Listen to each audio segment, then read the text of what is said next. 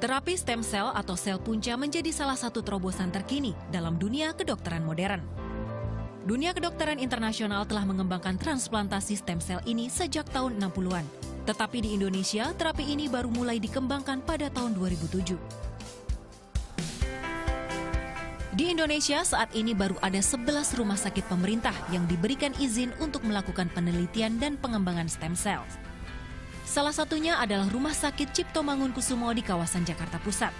RSCM bersama RSUD Dr. Sutomo di Surabaya ditunjuk sebagai rumah sakit pembina untuk pengembangan penelitian stem cell di 9 rumah sakit lainnya.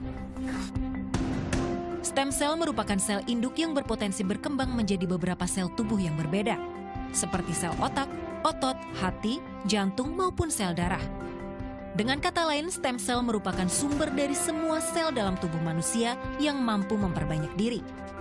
Stem cell mampu berubah menjadi sel dalam bentuk lain sesuai kebutuhan tubuh dan meregenerasi dirinya sendiri.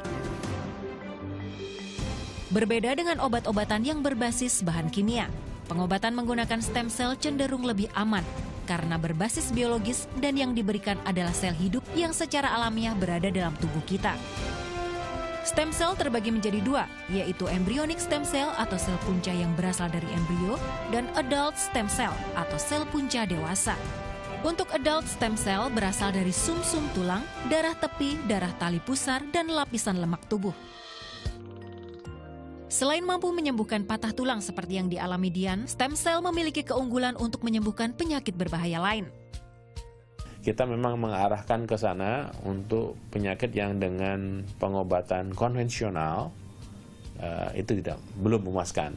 Ya, seperti juga penyakit spinal cord injury karena lumpuh misalkan, atau diabetes misalkan, atau osteoartritis, pengapuran, yang mana pengobatannya selama ini itu kalau sudah rusak ya dia diganti sendinya. Karena bersumber dari jaringan biologis, stem cell memiliki kemampuan beradaptasi yang baik.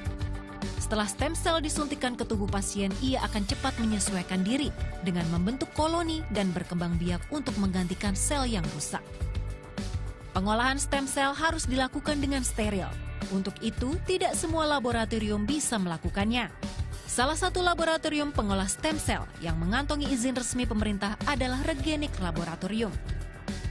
Rumah sakit biasanya akan mengirim sumber stem cell pasien ke Regenik untuk diolah dan dikembangbiakan menjadi stem cell.